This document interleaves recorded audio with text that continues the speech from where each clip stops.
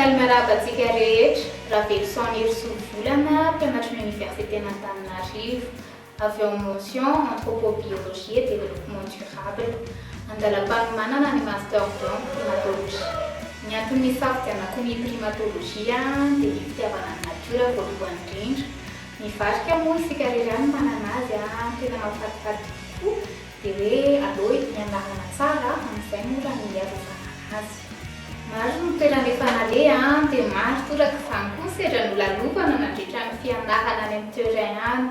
Ny oram-baratra be ny haitany dia tongotra lalàna malama fa hafaliana be anefany dia adino izany rehetrarehetra izany rehefa hita ilay varika bio. Tiako daholo rehefa varika na kely na lehibe samy mahafatifaty daholo ary manana ny mampiavaka anazy daholo fa itsiraitsiny nanaovako master sifaka na probité pisciatéma. Maro dia maro tokoa ny asan'ny varika toy ny fijerian'ny zanak'azo, ny fizahan-tany sy ny asa maro be aterak'izay. Ary ampirenentsika ny varika sika irery ihany manana azy ireny koa manentana antsika ho saro-piaro amin'izy ireny dia andao arovana e!